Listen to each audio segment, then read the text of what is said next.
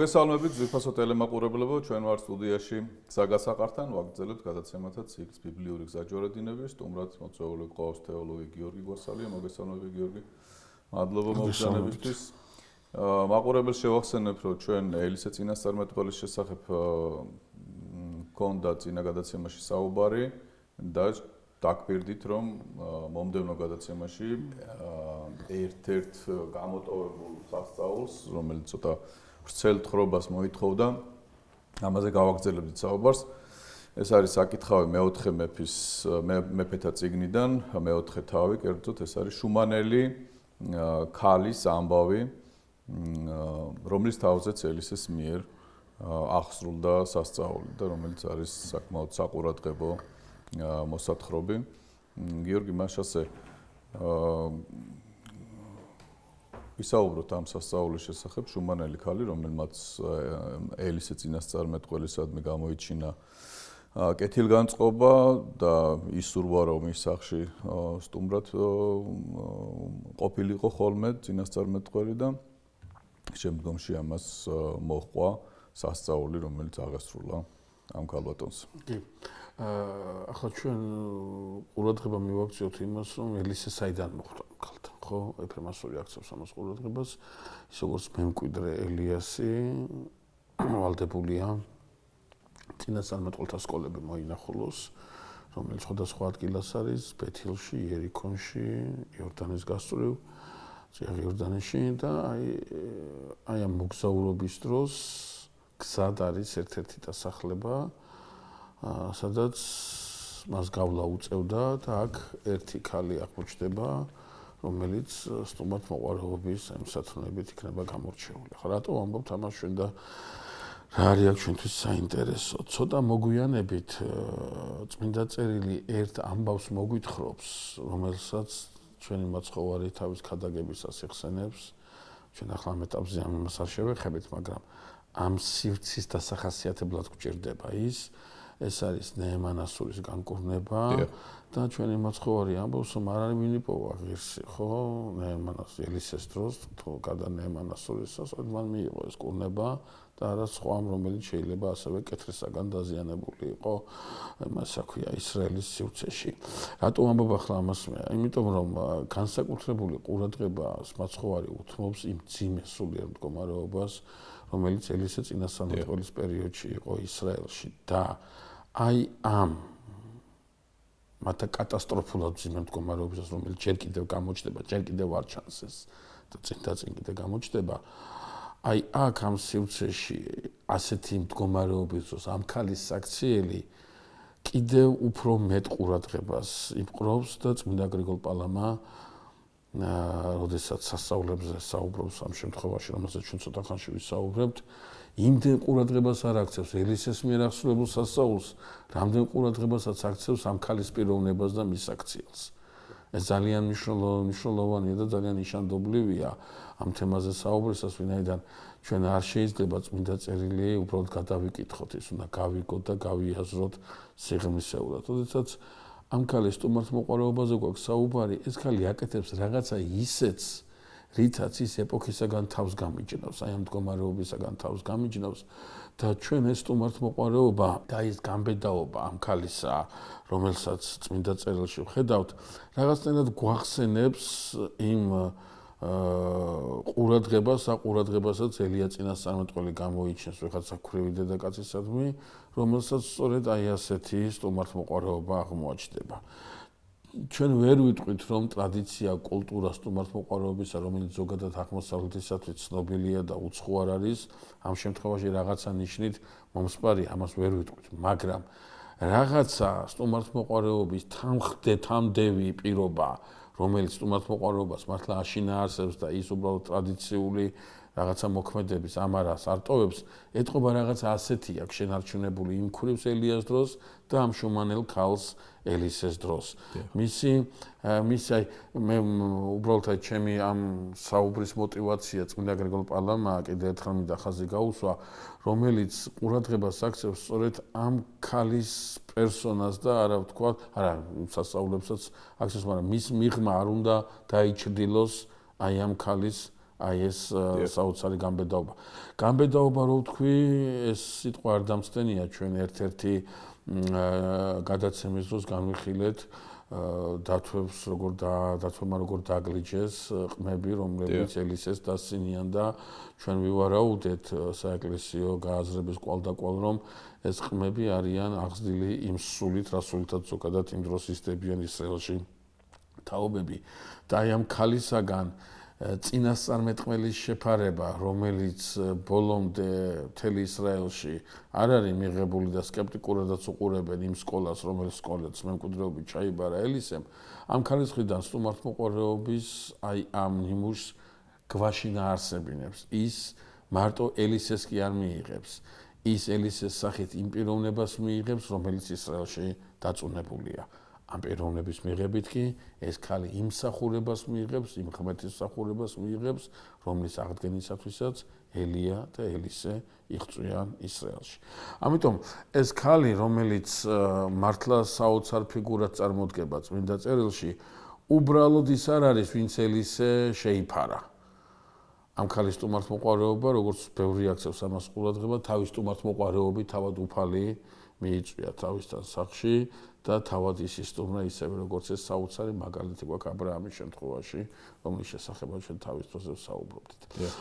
ახლა ეს ელისეს შეპატიჟება, ეს არ არის მხოლოდ პურის ჭამა, სიტყვასთან გაუმასპინძლდე მგზავრს, რომელიც შეიძლება სხვა შემთხვევაშიც გააკეთო. არა, ეს არის ამ პიროვნებისათვის საცხოვრებელი სივრცის გამოყოფა, ქმარს ეტყვის, რომ ეს წინასწარმეტყველია და ძალიან კარგი იქნება თუ მისცემენ რაღაცა თავშესაფარს და როდესაც აქ მოვა ხოლმე, ის აქ დაისვენებს და თავისი ოთახი იქნება, საწოლს დაუდგავენ, ასე ქვია, სათავსოს მოუწყობენ და ეს რაღაცა ძალიან ისე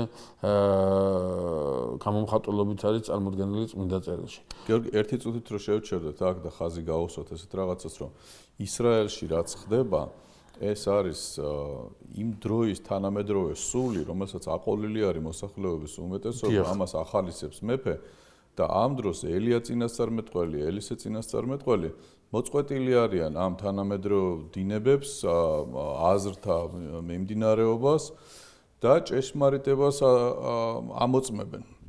ჭეშმარიტებას ამოწმებენ ღვთისშეწევნის იმედით, რომ მათი სიტყვა არ დაიკარგება, მათი საქმე ადრე თუ გვიან გამოიღებს შედეგს მასობრივად და ისრაელი დაუბრუნდება იმ გზას, როდესაც ღმერთს ეძებდა და როდესაც მან დავით მეფის ეპოქას დაემსგავსება ისრაელის ცხოვრება. აი ეს ორი ადამიანი არის რაღაცნაირად გამოკვეთილი, რომელიც თავის სკოლასთან ერთად, ხო, რომელიც თავის თავში არ აძლევს უფლებას ის თანამედროვე განწყობები სუფევდეს. არამედ დაიცვას თავი ამისაგან და მისი სიტყვა იყოს დაცული. შეიძლება ამაზე მეტყველებს ისიც, რომ ძალიან ხშირად მასთან მოსულ ადამიანებს ელაპარაკება არა პირდაპირ თვითონ უშუალოდ, არამედ დამხმარეს მიერ, მსახურის მიერ, ხო, შუამავალი ყავს. ესაც ალბათ ერთგვარი ზღუდი არის იმისი, რომ გამოხატულება არის ვინაიდან ელისე გამოხატულება არის. ხო, ელისე ძალიან ისეთი აი როგორ გითხრათ, აი ღრმა მლოცველი იყო და ძალიან დიდი ჭრეტის უნარი ჰქონდა უფლისაგან მიცემული მართლაც აი ეს ორმაგი ძალა რაც არის ელიასთან ურთიერთობას, ბოლო ურთიერთობისას მთელი სისრულით ჩასვიდა წერილში, რომ აი ეს მიცემული აქვს ელისეს და საოცარი მოღვაწეა მართლა. და ასეთი მოღვაწეს, რომელიც პრაქტიკულად დისიდენტურ მოძრაობას უდგას სათავეში, მიიღება პატევის აღმოჩენა, ეს გაბედულობას უკავშირდება. უბრალოდ პურის ჭამა კი არა, რომელიც შეიძლება ვერც რამე გაიგოს. არა, ეს რომ ელისე სადგომი, ამას გაიგებს დიდი და პატარა, ყველა გაიგებს ამას, რომ ელისე აქ მოდის და აქ მაშაბა ისვენებს ხოლმე და აქ ათენებს ღამეს და აქ თავშესაფარი აქვს. შესაბამისად, აი რა არის ისეთ ახლა ერთ-ერთი მამა ეფრემასურია ასეთ რამეს ამბობს. ძალიან საინტერესო რამეს ამბობს. ცალკე ოთახი იმიტომ გამოუყვესო, რომ ამ ქალმა თავი უწმინდურად მიიჩნია იმ სიწმინდესთან მიმართებაში, რასაც ელისე რაც ელისეს გააჩნდა. ხო, ანუ ეს უბრალოდ საერთო იმაში კი არა, ელისე გამიჯნული უნდა იყოს მართლა ელისე შუამავლით ელაპარაკება და ეს ქალი არ უკადრისობს იმას, რომ ამ ხალხის მოგეცი პატივისცემს ეს გადაკრები და ერთი დამელაპარაკე ეს გამარჯობა მაინც მითხარი ნორმალურად ხო არა ეს ქალი აი ეფრემასული ამას აქცევს ყურადღებას სწორედ რომ თავის თავს უღრმავდება და ხედავს რამდენად უწმინდურია ის და რამდენად დიდი სიწმინდეა ელისესთან ამიტომაც აი მამანდრია როდესაც აი ამ ქალის აი ამ სივრცეს განვიხილავთ ჩვენ ხედავთ რომ კიდევ სხვა რამე დაგვანახებს ამას ცოტა მოგვიანებით მაგრამ ჩვენ ხედავთ რომ ისრაელში დარჩენილია ის ნატამალი, რომელზეც თქვენ როგორც აღნიშნეთ, აი 7000 კაცი, რომელსაც მუხლი არ მოიდრეკა ბაალის წინაშე, რაც ელიას უთხრა უფალმა, რომელზეც ელია და ელისე აკეთებენ აქცენტს, სადაც უნდა აშენდეს, დაფუძნდეს, კვლავ გაიღვიძოს იმ ისრაელმა, რომელიც ისრაელიც თავის იდენტობას ყოველდღიურად კარგავს და წარმართულ გარემოში ეფლობა, ხო? შესაბამისად ეს ქალი, ამ ქალის საცხოვრისი, რაც თავარია, არის იმ ისრაელის მოდელი, სადაც წინასწარმეტყველებს გზავნის ღმერთი. აქ უბრალოდ უსმენენ ამ წინასწარმეტყველს განსხვავებით იმ ისრაელისაგან, რომელსაც უკვე მეფე ყავს და უბრალოდ წინასწარმეტყველს არ უსმენს, ურჩევნია ცრუ წინასწარმეტყველს მოусმინოს, ხო? ჩვენ ეს ცრუ წინასწარმეტყველები ვნახეთ ბიბლიურ თხრობაში, რომ ჯერ კიდევ აქაბის დროს, როდესაც ისინი საომრად მიდიოდნენ და წინასწარმეტყველთა სინამდვილეში ცრუ წინასწარმეტყველთა ის გუნდი, რომელიც აქავს ყავდა, მიუთითებდა, რომ საბრძოლველად წასულიყო რა სხვადასხვა მიმართულებით, იმ დროს, როდესაც მეფე იოშაფატმა შეხედა ამ ყველაფერს, ეს არასერიოზულად მიიჩნია და მეფე აქავს უთხრა წინასწარმეტყველი ხო არ აკავთ აქ ვინმეო, ვინაიდან ამათი წინასწარმეტყველება იოსაფატისათვის ეს იყო მეტყველება და მეტი არაფერი. აი, როდესაც ელის აქ ათენებს ხოლმე ღამეს, ხო? ამ ქალის ოჯახი ამ ნიშნით იკურთხება მართლა და წმინდა წერილში წერია ამბავი იმასთან დაკავშირებით, რომ ელისე ერთ დღესაც იკითხავს, ამ ქალს აკითხვი, ამ ქალზე აკითხვინებს თავის სახოს გეხაზის, რომ წადიო და შეეკითხო, ასე რომ ზედგად ასე რომ იხარჯება ეს ქალი ჩვენზე და ასე რომ პატივს აქცევს. რამე ხო არ შემიძლია გაუკეთო მას. უნდა მეფეს ან ხედავ თავარს დაველაპარაკები მისთვის. ახლა ელის რომელიც წინასწარმეტყველთა სკოლის ხელმძღვანელია და ის ამბობს რომ შეუძლია მეფეს და ხედავთავარს დაელაპარაკოს ამ ოჯახისათვის ანუ რაღაცა რეკომენდაცია გაუწიოს ან და რაღაცა სიტყვით შეეწიოს და რაღაცა ეს თავისთავად ცხადია არ ნიშნავს იმას რომ ელისე სამეფო კარზე მიღებულია და ასე ვთქვათ მას რაღაცა დიდ პატივს მიაგებენ აქ იმის აქაბისა და ელიას ურთიერთობისაგან განსხვავებით სხვა ურთიერთობა იორამსა და ელისეს შორის ეს კი ბატონო მაგრამ ელისი არ სარგებლობს რაღაცა იმ პრივილეგიებით სახელმწიფოში რომელსაც ვთქვათ მას რაღაცის გაკეთების უფლებას და საშუალებას მიანიჭებდა. დიდი ალბათობით ელისე გულისხმობს იმას, რომ ის ისევე დაუპირისპირდება უსამართლობას ამ ოჯახისადმი, როგორ უსამართლობასაც ის მეფისაგან მთელ ისრაელთან მიმართებაში უპირისპირდება. თუმცა ამ ქალის პასუხი არის ძალიან მარტივი და ძალიან საინტერესო. არაფერს არ საჭიროებს ის ჩემი ენებში ვცხოვრობ. უზრუნველყოფილია და აქ ისმის ძალიან საინტერესო კითხვა. ნუ თუ მართლა არაფერს საჭიროებს ეს ქალი. შვილი არ უნდა? ხო, შვილი აღმოჩნდება რომ შვილი არ ყავს. მაგრამ ეს ქალი არაფერს არ საჭიროებს. ჩემი ენებში ვარ. ახლა ელისასთან დაკავშირებით დადის ამბები, ნუ ელისე ცნობილია ჩვენ ცოტა მოგვიანებით ვნახავთ ელისეს ამბავი დამასკომდეა წასული და დამასკოში იციან რა ძალის ფლობელიც არის ელისე. ელისე ქუხს აქა და ელიაზე ნაკლებად ცნობადი არ არის ელისე ნამდვილად. მაგრამ აი როდესაც უშვილო ქალი ელისეს ეუბნება რომ სათხოვარი არაფერი აქვს ჩემი ენებში ვცხოვრობო აი იქ ისმის კითხვა ეს ქალი არ ჯერა რომ ელისეს შეუძლია მაშვილი შეეძინოს ელისეს ლოცვით შეიძლება მაშვილი გაუჩნდეს თუ უბრალოდ თავს ღირსად არ მიიჩნევს ერიდება ხო თავისთავად ცხადია ანუ ერიდება რა გაგებით ვამბობთ თუ დასანახავია და შვილი მისაცემია ღმერთი ელისეს ამას დაანახებს ანუ ინიციატორი თვითონ არ ხდება ეს ძალიან მნიშვნელოვანი მომენტია რომ ინიციატორი თვითონ არ ხდება შესაძლებელია ჩვენ ამ ქალის საქციელში შემდგომ ნახავთ ძალიან დიდ შემართებას და ძალიან ხურვალე შემართებას და ასეთი სულის ადამიანებს ახასიათებს ზოგადად ის რომ მოცემულობა რაც აქვთ ეს მიიღონ და აი ამ მოცემულობის მიხედვით იცხოვრონ და სხვა შეაწუხონ ამ თავიანთი რაღაცა გასაჭირის თუ საჭიროებების გამო. აი, როდესაც ელის მიიღებს ამ პასუხს მსახური ბიჭისაგან, უშუალოდ იმ ქალისაგან არ მიიღებს, ალბათ უშუალოდ იმ ქალთან რო ქონოდა საუბარი, შესაძლებელია ტონის ან რაღაცა მიმართებას საუბარი სხვა მიმართულებით გაეგრძელებინა. მაგრამ ამ ამბავს უბრალოდ მოიწანს გეხაზი მისი მსახური და ეტყვის, რომ ამ ქალს ასეთი დამოკიდებულება აქვს შენ შეთავაზებაზე. თუმცა უი გამახსენდაო, აი ეს თავში ამოუვარდება გეხაზის, რომ ეს ქალი არის უშვილო. გეხაზის არ უთქვავს ელისესთვის, რომ იქნება შვილიერება მიემადლოს, მას უბრალოდ ინფორმაცია მიაწოდა. გადასაწყვეტი ეს ელისესია. გეხაზი არის მსახური ელისესი, რომ ეს გამოკვეთილად უთხრა. ხო, მსახური, რომელიც ძალიან ახლოს არის მასთან. და ძალიან აი დაახლოებით შეგვიძლია ვთქვათ, რომ ისევე დაიახლოვა გეხაზი ელისემ, როგორც ელიამ დაიახლოვა ელისე, ძალიან ახლოს აყავს. ხო, მეტი არ ჩანს მსახური, სანამ გეხაზი მასთან არის, ხო, პირადი მორჩილია და პირადი ის არის, პირადად დაყვება მას.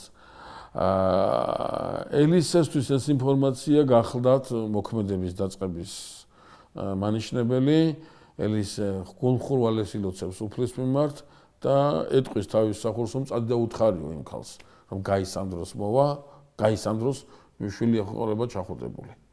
გეხაზი წავა, თავის მოზღვრის ამ დავალებას შეასრულებს, თუმცა ეს ქალი პასუხობს, რომ ნუ ეტყვისო ამას შენი ბატონი თავის ხევალს, ხო? ხო, არაფერი მithოვიო, მე მოგვიანებით ეტყვის, ხო, არ მომატყუოსო ჩემმა ბატონმა, ხო, რაღაცნაირად ეტყობა ამ ქალს გადასულიც აქვს დრო, მისი ქმარი მოხუცებული რო ეს ხაზგასმით არის წარმოდგენილი წმინდა წერილში და რაღაცნაირად ეს ქალი ამას შეხვდება ისე როგორც თავისაზე სარა შეხვდა იმ გამოცხადებას, როგორ შეიძლება რომ მას შვილი შეძენოთ. აი სწორედ აი ამ სტილის, ამ ფორმის დამოკიდებულება. არა ურწმუნოება იმდენად, რამდენადაც გაურკვევლობა და გააკვირვებულობა იმ მოლოდინში, რა მოლოდინიც ელისემ უთხრა მას. მე თუმეტეს რომ თვითონ არც ითხოვს, არც ელოდება. არ ითხოვს, არ ელოდება, ხო. არც რამე აღთქმა აქვს ღვთისაგან და საერთოდ ხო, მიღებული აქვს, მიჩვეულია, შეგუებული აქვს ესე როგორც არის. შეგუებულია. თან ახლა ამას ყურადღება მივაქციოთ იმას, რომ ამ უშვილობის გამო მას სახში კონფლიქტი არ აქვს, ის მოხუცებულ ქმარზეა მithოვილი, რომელსაც შესაძლებელია აღარც აქვს საშუალება ბიოლოგიური და ფიზიოლოგიური საშუალება წლებზე გარდასულია და ამიტომაც ეს როგორც ძალიან პატიოსანი ადამიანი შვილებას აღარც ელოდება. არა იმიტომ რომ თვითონ აქვს ბერწი და სიბერწის დახსნას თხოვს ღმერთს. არამედ იმიტომ რომ უბრალოდ აღარ ელოდება, მოჩა და გათავდა. ასეთ ხვეთში თუ ამ კუთხით შევხედავთ ამ ყველაფერს და ეფრემასურის იმას გავითვალისწინებთ, რომელიც აქებს და ძალიან მერე ცალკე გრეგორ პალამა ამ ქალს საკმაოდ დადებითად მოიხსენიებს, მაშინ ჩვენ შეიძლება ვთქვათ, რომ ეს ქალი რაღაცა აზრით, ხო, ცხოვრობს საკმაოდ ისეთი ჩაკეტილი ცხოვრებით, რომელიც უკავშირდება აი რაღაც ქალწულებას, შეიძლება ეს ქალწული არ არის, მაგრამ აი ქალწულებს სამი ის ვიცით, ხო, ქალწული რომელიც არ გათხოვილა, რომელიც სამუდამოდ კვევიდა, ანუ ეს არის ქალწული, რომელმაც ესე იგი თავი დაიტოვა ერთი ქრის უშვილო ცოლად და რომელიც შეეგუა და ეს არის ღვთისაგან მოცემული და ამ მოცემულობას უყურებს და მოცემულობას იღებს. ხო, თუ გავითვალისწინებთ მის დამოკიდებულებას წინასწარმეტყველისადმი, ღვთისკაცისადმი, შესაძლოა რომ ეს იყოს ძალიან ცხადია. რეალური აზრი. და ამ სიტყვებში ისე თუ წავიკითხავთ დედრიდან და იმას ვიზავთ, ხო? ეს არის არა უბრალოდ ირონიული გამოთქმა, არამედ არის უფრო სიხარნარულევი გამოთქმა. რომ აი რაღაცა კარგაბავსო ეტყვი ადამიანს და კაი ახლა მომატყუებო რო გეუბნება, ხო? ეს განაარჯერა ერთი სული აქ ეს დაიჯეროს, მაგრამ რაღაც ბარიერი მას ხელს უშლის მაინც ბოლომდე მიიღოს ეს ყველაფერი, ხო? წმინდა წერილი გვეუბნება რომ მართლაც ერთი წლის შემდგომ მას შეეძინება შვილი. არაფერს გუყვება წმინდა წერილი იმასთან დაკავშირებით ეს ქალი რა მადლიერებას გამოხატავს და რას გააკეთებს, იმით თქვა ჩვენ ვიცით ხო, ანამ რა გააკეთა სამუელის დედამ, ჩვენ ვიცით სარამ რა გააკეთა, რებეკამ რა გააკეთა, თქვა იქ რაქელის მეცადინეობა რა იყო, მაგრამ აი ამ ქალმა რა გააკეთა არ ვიცით.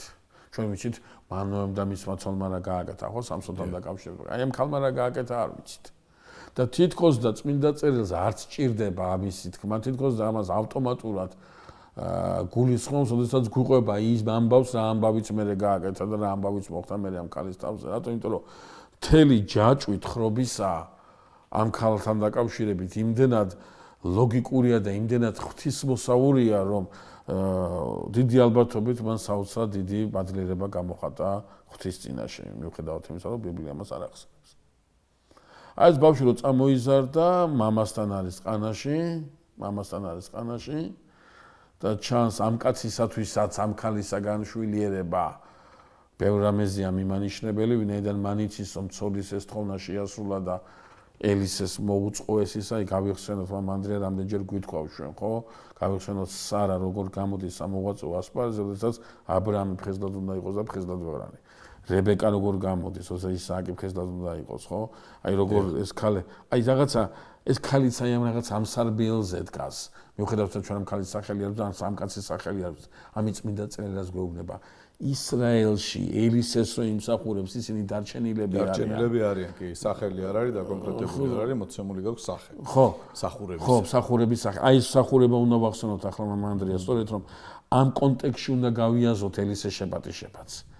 ელისე ისრაელიან ქალთან კი არ არის და ოჯახში კი არ არის შესული სტუმრად, არა, ისრაელშია სტუმრად. აქ სტუმრობს ელისე, აქ ის ისრაელია, რომელიც ისრაელიც ცოცხლობს აბრაამის, ისააკისა და იაკობის როგორც დარჩენი. ის გარეთ რაც არის, ისინი არიან მხოლოდ ბიოლოგიური შთამომავლები აბრაამისა, ხოლო ამ ქალის ოჯახში ვხედავთ ჩვენ მენტალურ ღირებულებით შთამომავალს, ღირებულებით მოდგმას, რომელზეც აქცენტს გააკეთეს მე ივანე ნათლისმცემელი და იტყვის, რომ ნუ იქადით იმით, რომ ძენი ხართ აბრაამისანი, რამე თუ ძალუს ღმერთსა ქვათაგან ამაღლთან აღდგინებად ზეთა აბრაამისათა. შესაბამისად, როდესაც ამ ქალზე გვაქვს საუბარი და მის ამ შვილიერებაზე გვაქვს საუბარი, ეს თითქოს და არის რაღაცა მარცვალი, რაღაცა ის, რომ ამ ისრაელს არსებობა გაუგრძელდება, ეს ისრაელი არ დასრულდება, ცოტა იქნება, მაგრამ შვილიერი იქნება მაინც. იმ შემთხვევაშიც კი, როდესაც მისი შვილიერება თითქოს და ლოგიკურად გამორიცხულია. აი ეს ბავშვი ყანაში ყავს მამას და ეტყობა, შესაძლებელია პაპანაკება სიცხის ქვეშ რო იყო იმის გამო და შესაძლებელია რაღაცა საფრთხო რამზრახვის გამო, ის ცუდად გახდება, ვაი თავი ეტყვის მამამის და ფიქრობენ ეს თავი რადგან თქვა შეიძლება სისტაკურა ქონდა მას ბავშვს და ასე ქვია მამამისი მსახურბით ეტყვის რომ სახში წაიყვანოს დედამისთან. რატომღაც ეს ბავშვი არ კვდება მამასთან, ეს ბავშვი კვდება დედასთან. მოუსწრებს ეს ბავშვი დედას და დედას შეაკვდება ხელში. რატომღაც ელისემ გეხაზის სწორედ ამ ქალზე აკითხვინა და არა ამ კაცზე აკითხვინა, რამე ხო არ უნდათ მათ. აშკარად ჩანს რომ აქ ქალი საკმაოდ მოქმედია, საკმაოდ ინიციატივია, თქმარი ამ ინიციატივას ხელს არ უშლის. ქმარი ამ ინიციატივას მიუყვება, მაგრამ ქალს აქვს აღებული აშკარად ინიციატივა, რომელიც არ უკვის არც ელისეს, არც გეხაზის და არც არავის. ეს ბიბლიაში კიდევ ერთი მოწმობაა იმისა, რომ მიუხედავად უმძიმესი მდგომარეობისა, ბიბლიური და აი მამამთავრული მიდგომა ქალის პიროვნებას როგორ ებყრობა, როგორ პატივით ებყრობა და ეს პატივი როგორი ჩვეულებრივი და ბუნებრივია ბიბლიის თხრობის. აქ ხო არ შეიძლება ჩვენ დავინახოთ ის, რომ როდესაც ისრაელის დაცემა ხდებოდა ხოლმე, იქ მეზობელი წარმართი ქვეყნები ცდილობდნენ ქალი გაერყვნათ, ისრაელის ქალი გაერყვნათ და ამ შემთხვევაში წმინდა წერილი გვაჩვენებს, რომ ქალი, რომელიც სათნოებებით არის შემკული, აი ეს ქალი რაღაცა სახე იქცა შემონახული ტრადიციისა სულიერი ხაზის გამოცელებელია. ცხადია, სწორედ ქალზე კეთება, ამიტომ აქცენტი ეს მინდოდა მამანდრია მეთქვა, სწორედ რომ აქ ოჯახური იერარქია კი არ არის დარღვეული ამ ოჯახში და რაღაცა ის კი არ არის უწესრიგობა, არა საკმაოდ მოწესრიგებული ოჯახია, რაზეც ელისეს დუმილიც მოწმობს ამ ოჯახთან მიმართებაში. შესაბამისად აქ ქალზე ხარგასმა იმდენად, რამდენადაც ეს არის ის ქალი, რომელიც გვიჩვენებს იმ ნარჩენის შენახვას, რის გამოც ელისემ შეიძლება იმოღვაწეოს ისრაელში. ხო არ გავშალოთ ცოტა ეს საკითხი, რომ ქალის შერყნა და გარყნა ერის დაცემის დასაწყისი იყო და ამას უწყობდნენ ხელს სწორედ ისრაელის მტრები. გარედან სამეზობლო უწყობდა ხელს, როდესაც ისრაელის დაკნინება უნდა და და ასე მთავარი გადამრჩენელი ერისა ამ შემთხვევაში მისი თვითყოფადობისა იყო სწორედ ქალი, ოჯახი და კარგად გაზრდილი შვილი რჯულის მიმდევარი. კი, ასეა ნამდვილად და ეს გაზრდილოთ თქვი თავის თავაწყადია უწინას ყოვლისა ყურადღებას დედაზე ვამახვილებთ სწორედ და ქალზე ვამახვილებთ სწორედ. რატომ მინდოდა ამის ხაზგასმა დღეს დღევანდელ რეალობას რო გადავხედოთ, ხედავთ ამ კუთხით საშინელ სურათს ქალები დგანან ქუჩაში, იგინებიან ისე რომ შეიძლება კაცისგან არ კონდეს მოსმენელი ესკინება და ჩვენ რადგანაც პარალელს ვაკეთებთ ხოლმე დღევანდელობასთან და რადგანაც მარადიულ აი ამ საკვანძო საკითხების ახსნა გვინდა, მე მგონი რომ კარგი მაჩვენებელი არის ეს, რომ დეგრადაცია ერისა აისახება ამაშიც, რომ ქალი გამოსული არის ქალის სახისგან. ხო ძალიან ძიმე მდგომარეობა ეს ვინაიდან ერთია რომ შესაძლებელია რაღაცა ნაბიჯი ცდომილი იყოს და ეს ამისგან არავინ არ არის დაზღვეული, მაგრამ როდესაც ასეთ რამეს საქები ხდება და მისაბაძი ხდება და ნორმალურად არის ეს მიჩნეული, ეს ძალიან ძიმე სურათის მაჩვენებელია და ძალიან ძიმე რამის მაუწყებელია. ქალს უნდა ესმოდეს, რომ მისი როლი არის უდიდესი და პატრიოტიზმი მისი და ქვეყნის გადარჩენის მისიაში მისი როლი გაცილებით დიდია, თუ კი ის იქნება სათნოებებით ახსავსე და ერს შვილებს გაუზრდის. და როდესაც მას ვიღაცა ურჩევს და ეუბნება, რომ კაცივით უნდა კაცსაც არ შეშვენის ეს საზოგადოებაში გინება, მაგრამ მით უმეტეს ქალის დანახვა ამ როლში ძალიან დიდ წუხარებას იწვევს, იმიტომ რომ მე ფიქრობ ეს ახალგაზრდა ქალი წინ ამას ცხოვრება აქვს, ოჯახი უნდა შექმნას, შვილები უნდა გაზარდოს და დღევანდელ რეალობაში რაც კი ინტერნეტ სივრცეში ხდება მასალა მუდმივად რჩება იქ და ეს ლანძღვა და გინება მთელი თანმდევი იქნება, როგორც წარმოიცვალონ მერი აზრი, ამიტომ ძალიან სავალალო არის. უყურებს მოზარდი თაობა და უყურებს როგორც რეალობას. მისმა შვილმა უნდა უყუროს მერი ამას. უყურებს როგორც ნუ ახლა ამ დროს ასე უნდა გაგეკეთებინა, ამ დროს ასე ხდება ხოლმე და ამიტომ ჩვენ უნდა ვევედროთ უფალს. დიდი გადაცდომა არის ეს, უნდა ვთქვათ, რომ ტრაგედია არის თვითონ მათთვისაც და ერისთვისაც, როდესაც ქალი ამ როლში ჩდება. ხო, ახლა ყურადღება კიდევ საინტერესო რა არის, რომ როდესაც ეს შვილი ამ ქალს მუხლებში ჩააგდება, ჩვენ ვერ ხედავთ ამ ქალში სასოწარკვეთას. ვერ ხედავთ იმას, რომ მაშინ ატომ ისახმეთ ეს ისა, ხო? და ვხედავ სულად გარკვეულ, გააზრებულ ნაბიჯს ის მიდის და ელისეს ოთახში მის საწოლზე დააწვენს თავის გარდაცვლილ შვილს, ჩამოვა და ქმარში ატყობინებს, რომ მსახური გამოგზავნოს რაღაც თავის სახედართან ერთად, ხო? და წავიდეს ღვთისკაცთან. მამამ არ იცის შვილის გარდაცვალების შესახებ ამბავი, არც ეუბნება, ეს ძალიან მნიშვნელოვანია. და რატომ ამას? არა, ეკითხება ის და ხო, და ნახეთ რას ეკითხება, დააკვირდით რას ეკითხება მამამ ანდრია. რატომ მიდიხარ, არც ახალმთვარეობა არისო, არც პირველ ნაყოფში. ხო. ნახეთ, ეს ყველაფერი მოსას ჯული თვალესწინებს ამას. ეს არის ის, რითაც ეს ოჯახი ცხოვრობს. ამ მთელ ოჯახში არის ეს. ამ მთელ ოჯახში არის ამ ხო, ქმარსაც, რომ ქმარი მსხვერპლს წიდავს სამჭეშმარიტ ღმერთს. ინახავს მის იმას და ის ტრადიციები და ის სახურება, რაც იერუსალიმში განდიდებულ ღმერთს სჭირდება, ამა თავიანთი იერუსალიმი აქვთ გაკეთებული და აქ ადიდებენ აღვთ, ინახავენ მოსეს ჯულს. არის მეორე დეტალიც, რომელიც აქვე უნდა ვთქვათ, მაგრამ ამ ოჯახთან დაკავშირებით ასეთ ამამად ამას ვერ ვიტყვით. ეს არის ის, რომ ჩვენ სხვა შემთხვევაშიც ვნახეთ, ეს ელიას შემთხვევაში ვნახეთ, რომ მიუხედავად იმისა, ბაალის კულტის სახურება ოფიციალურ მსახურებად იქნა წარმოდგენილი აქაბის დროს, ეს ანიშნავდა იმას, რომ მოსეს რჯულმდებლობა, მისი იურიდიული ნაწილი ასე ვთქვათ, უგულებელ ყოფილი იყო და როგორც სამართალწარმოების საშუალება გადაგდებული და დავიწყებული იყო და სხვა რამე იყო შემოტანილი ნაბუთე ისრაელის ვენახის ამბავზე რომ საუბრობდით, სწორედ აი ამ მოტივებს ვეყნობოდით და ამ მოტივებს ეყნობოდა ნაბუთეც და ამ მოტივებს ეყნობოდა აკაბიც.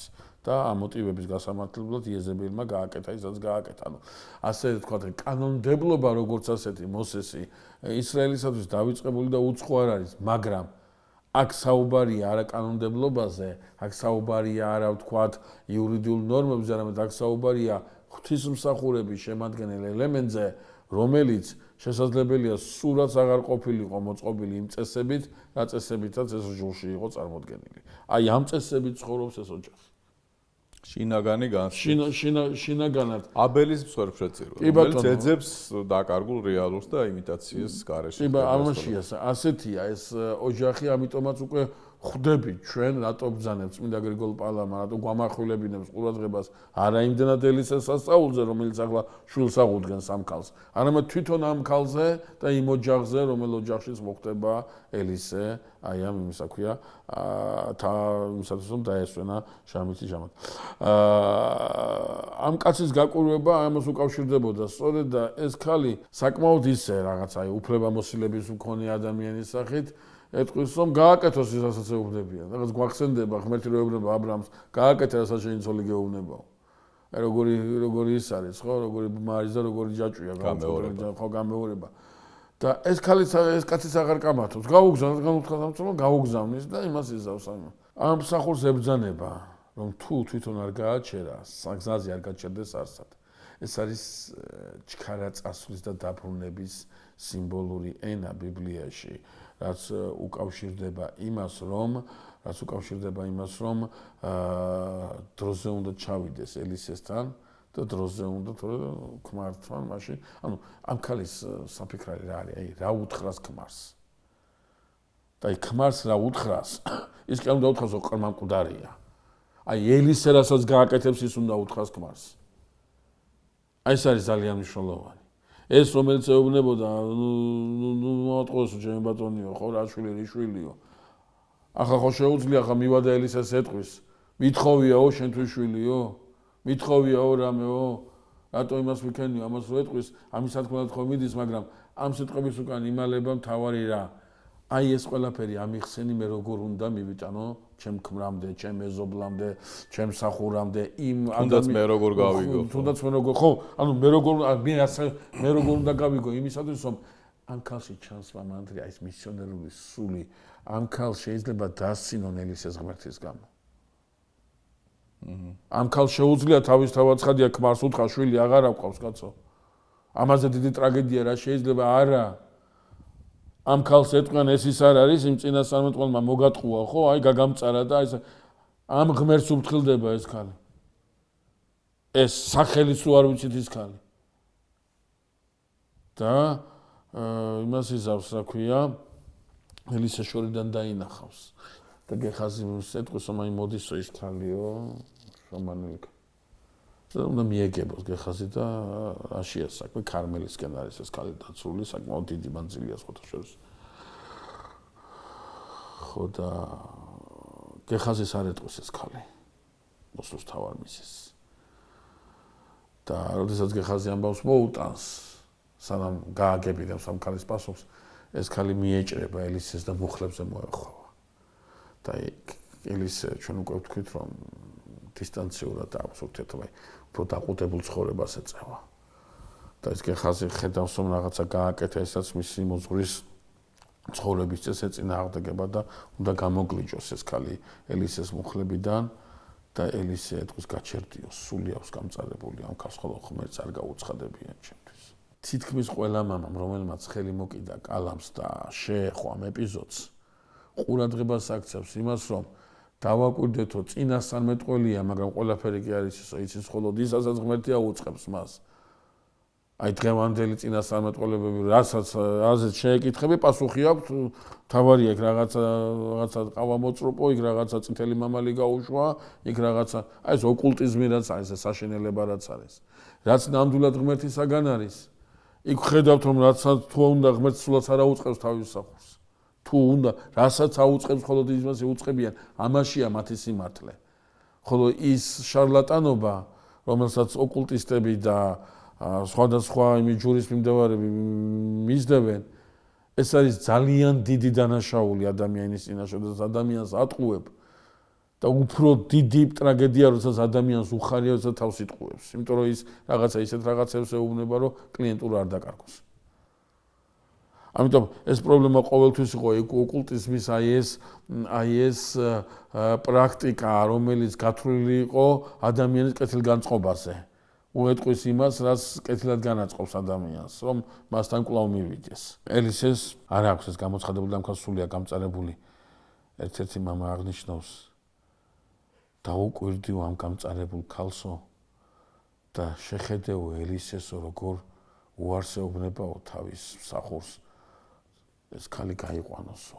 მისგან დაუკვირდი და გაიხსენეო თუ კი ელისეო შეიწყნარებსო ასე სულ გამწარებულ ქალს რაოდენ შეგიწყნებს და რაოდენ თავისთან მიგიღებს და არ დაგტოვებს თავად უფალი რომელიც მოგიწოდებს თავისკენ ხო ნეტარი ყო მგლოვარენი გულითა როცა გეუბნებაო ღმერთი ამ გულის მგლოვარების ნუ გეშინიაო შენ რადგან ამის მიღმა სიმწარე კი არა ის უდიდესი სიტყვაა რომელიც გელოდება უფალთან რომელიც არავითარ შემთხვევაში არ გაგცევს ზურგს და არ გაგიშვებს გარეთ ეკლესიას ეს წესში ვკითხულობთ ჩვენ გონიერია კაცი რომელიც მივასახს სადაც გლოვა და არა ის სადაც ლხინია სადაც ლხინია კი ბატონო დიახ ეს ძალიან მნიშვნელოვანია ვინაიდან ამ გლოვაში ხედავ რაღაცა ისეც რომელსაც მიყავხარ ღმერთისაკენ იობის ტრაგედია იობის მასშტაბის ტრაგედია ეს არის საოცარი ჰიმნი იმისა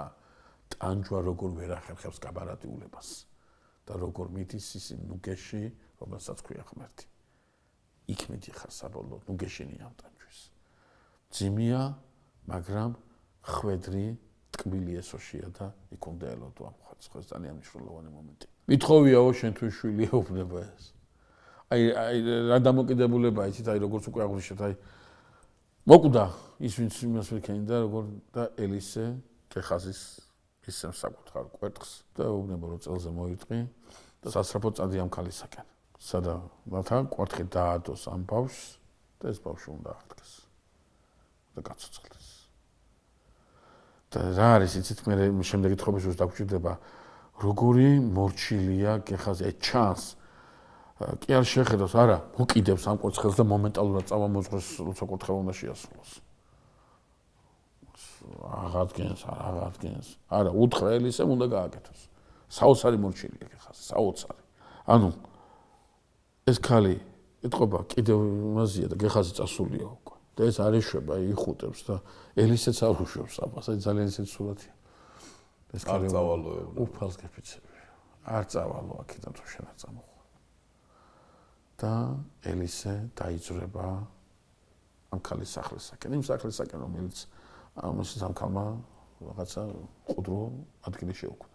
როდესაც ელისე ეუბნება თავის სახლს არ გაჩერდეო და არავის მისალმო კმამები ამბობენ მისალმებას კი არ უგრძალავსო მისალმება თავის თავად სათნოებაო არა როდესაც ჩვენ საღვთო დავალება გაქვს შესასრულებელი მაშინ ამისათვის ხელს არ უნდა გიშლიდეს რაღაცა დროებითი ყოფითი რაღაცა სიკეთეები მოვლენები რაღაცა ამბები სიტყვაზე თქვა ხო ახლა შენ რა ვიცი ახლა რაღაცა თუ ხეშად არ გამოვიდეს ეს მაგალითი როდესაც სიტყვაზე თქვა აღსარება აქვს სასულიერობის მისაღებიან და პედაგოგს თავის ღვთისმსახურება აქვს აღსასრულებელი აუდიტორიაში ხო ამის ეს არ უნდა გადადოს სწრაფო ამისკენ არ უნდა გადადოს რაღაცა ყოფიერი და რაღაცა წარმავალი რაღაცა თქმობისათვის და რაღაცა იმისათვის ხო რაღაცა აი ამ საქმეს უნდა იყოს მიცემული იმიტომ კი არა ის რაღაცა დასვენება და რაღაცა ყოფიერი მომენტები ცუდია ცუდი არ არის ნამდვილად და გასაკეთებელიც არის მაგრამ ამის ხარჯზე არ უნდა ხდებოდეს ეს ყველაფერი აი მამები ამას უსვამენ ხას და სანამ ელისე მივა ამ ბავშვთან კეხაზი მისულია უკვე და კვერთხი დადებული აქ ამ ბავშვზე მაგრამ ბავშვი არ ცოცხლდა ეფრემასური ამბობს ვერც გაცოცხლებოდა რადგან ის სიბინძურე რასაც კეხაზი ატარებდა ის ამ პარტავნება და რასაც კეხაზი ატარებდა დამაბრკოლებელია სასწავლებისთვის, ეს საოცარამე სამბოს ეფრემასური, ეს არის პერიფრაზირება მაცხოვრის სიტყვისა, რომ ხენაყოფისაგან უნდა იცნო. ჩვენ როდესაც ვხედავთ, ადრე გაცილებით მეტი იყო, ახლა შეიძლება პროპაგანდირებული არ არის, მაგრამ დღესაც ხდება კერძო შემთხვევაში, რომ არ უკვირდება ადამიანი რა ცხოვრებით ცხოვრობს, ვიღაცა ვინც რაღაცა პირობებს იძლევა. ხო, რაც არ უნდა საამო და რაც არ უნდა სასიხარულო პირობა მოუწეს. ეს ამის გამკეთებელი არის ის. ხო, გასაგებია. შინაგანაც სხვა არის აბსოლუტურად. თუმცა ჩვენ საუბრობთ, რომ გეხაზზე ესეთი მორჩილია, ესე გამოიწვია. გეხაზ ჩვენ დაუბრუნდებით. შედეგს ვნახავთ. ხო, ამას დაუბრუნდებით, იმიტომ რომ ეს მორჩილება ამოკრავს ფეხს. ხო, ეს მორჩილება ცხოვრებაში. ხო, ეს მორჩილება აბსოლუტურად სხვანაირად გაცხადება, ამაზე მე ვისაუბრებ თავისთავად და ეს კონტექსტი აქვს საინტერესო უბრალოდ რომ და ელისე შედის ამასთან ამ ბავშვთან და ელისე აღადგენს ამბობს, როგორ აღადგენს, ახლა ამას ვიტყვით, მაგრამ თვითონ რომ აღადგენს ეს დეტალია საინტერესო და რატომ. ქრისტიანულ ეგზეგეტიკაში ეს მკვდარი ბავშვი არის წინასახე იმ სიკვდილით მოსილი სივრცისა, რომელიც წარმართობაში იყო თანთქმული. მაგრამ არა მარტო წარმართობაში, არამედ სიკვდილ შემოსილი კაცობრიობისა სიკვდილი ბოგინობდა ძველი აღთქმის ეკლესიაშიც. და აი ელისე რო აგზავნის გეხას, ეს არის წინასახე იმისა, რომ ღმერთმა თავისი მსახურები მოსე, ელია, ელისე გაუგზავნა აი ამ სიკვდილში ჩაფლულ კაცობრიობას, მაგრამ მიუხედავად იმისა, რომ ყველაფერი გააკეთეს ამათმა, რაც უთხრა ღმერთმა, ისევე როგორც გეხაზიმ ზუსტად ის გააკეთა, რაც უთხრა მას ელისემ, ამან ვერ მისცა მკვდარს აღდგენება, ვერ მისცა ცხოვრება, მსახურება შესრულდა, მაგრამ ცხოვრება ვერ დაუბრუნდა. როდის დაუბრუნდება ამბავს ცხოვრება, როდესაც თვითონ ელისე შევა და ელისე აქ არის წინასახე ჩვენი მაცხოვრისა, რომელიც მოვიდა აი ამ მკვდართან და დაწვა კუბოში, ისევე როგორც ეს იწვა, ეს ბავშვი მკვდარი იწვა, ისიც დაწვა, ელისეს დაწვა და აი ეს დაწოლა გახდა სწორედ ის, რამაც აღადგინა კუბოში საფლავში. ნუ საფლავში, ხო? ხო ამ შემთხვევაში ნუ საფლავი, ნუ შეგრაგნილი იყო მაცხოვარი. არავინ გამოეკიდოს ახლა იმას. და შესაბამისად ყმის აღდგენა ეს არის წინასახე იმისა, რომ ელისი წინასახეა ჩვენი მაცხოვრისა და მაცხოვრმა სიცოცხლე მისცა სიკვდილში თანთქმულ ამ კაცობრიობას. აქ არის საინტერესო ამ ბავშვის აღდგინების ფორმა, სახე, რომ ელისე ჩაიკეტა და ცხვირი ცხვირს დაადო, ბაგე ბაგეს, თვალი თვალს, ხელი ხელს, ფეხი ფეხს და განერთხა ბავშვს და გაათბო ეს ბავშვი. კეპრენი კარტაგენია სულს კითხავს.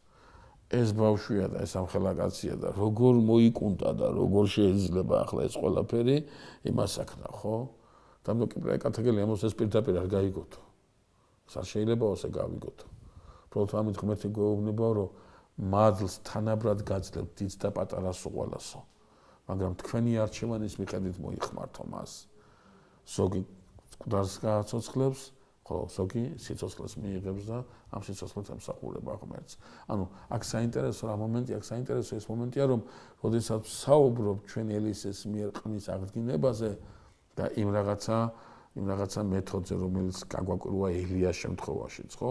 აქ ელისეს შემთხვევაშიც გვაკვირვებს ეს მეთოდი. ამიტომაც ჩაკეტილ კარხმის მიღმა აკეთებს ელისი ამას და ყმა რომლის სხეული გათბება არ ელისეს დაწონით, არამედ სული წმინდის მადლით ყმას დაუბრუნდება სიცოცხლე უნარები, შვიდს დაამწყიყვებს ის და ეს შვიდს დამწყიყვება უკვე მანიშნა შესაძლებელია მიყოლებით კი არა გარკვეული პერიოდი დაჭერდა ამას და ელისეზე თქვა მე რომ დააწოვოს, მე ადგა გაიარ გამოიარა, მე კვლავ აკეთებს ამას და ხო შესაძლებელია თითო დამწყიყვება მოყვებოდა, ხო?